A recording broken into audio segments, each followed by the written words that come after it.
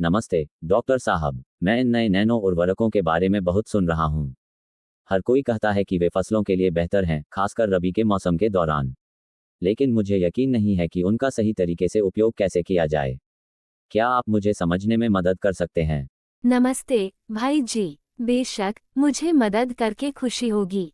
Nano उर्वरकों urea एवं DAP को भारत सरकार की स्वीकृति तथा उर्वरक नियंत्रण आदेश एफसीओ में नोटिफिकेशन के पश्चात ही बाजार में किसानों के उपयोग के लिए लाया गया है तथा आने वाले समय में अन्य ग्रेड भी नैनो पार्टिकल के रूप में किसानों के उपयोग के लिए बाजार में उपलब्ध होंगे तथा किसानों के बीच प्रचलित होने पर सभी प्रकार से उर्वरक क्षेत्र में एक क्रांतिकारी उत्पाद साबित होंगे। ये जानकर बहुत अच्छा लगा डॉक्टर साहब। तो हम नैनो उर्वरकों का इस्तेमाल कैसे करते हैं? क्या ये पारंपरिक उर्वरकों से अलग है? हाँ भाई जी, तरीका थोड़ा अलग है। नैनो उर्वरकों का प्रयोग मिट्टी में नहीं किया जाता है। इसका प्रयोग किसी भी फसल में केवल पत्तियों के ऊपर छिड़काव कर उपयोग किए जाते हैं। मिट्टी में उपयोग न होने के कारण हमारी मिट्टी व भूमि जल प्रदूषण से सुरक्षित रहते हैं तथा हमारी लागत में भी कमी आती है। छिड़काव करते समय मुझे किन बातों का ध्यान रखना चाहिए डॉक्टर साहब?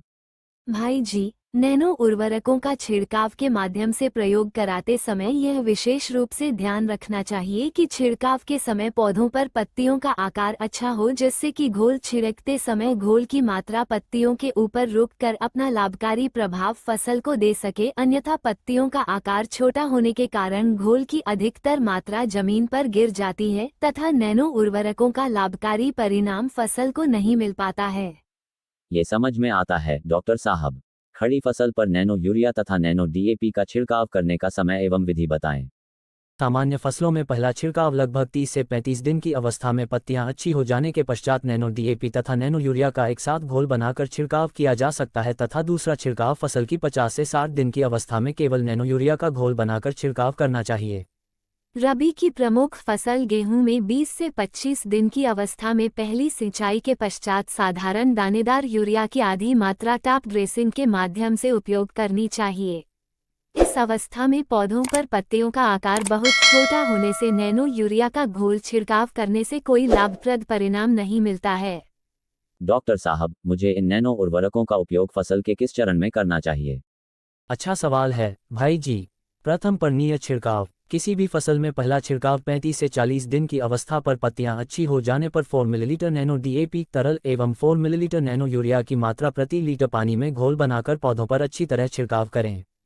द्वितीय पर्णीय छिड़काव। किसी भी फसल में दूसरा छिड़काव 50 से 60 दिन की अवस्था पर पत्तियां अच्छी हो जाने पर 4 मिलीलीटर नैनो यूरिया की मात्रा प्रति लीटर पानी में घोल बनाकर पौधों पर अच्छी तरह छिड़काव करें।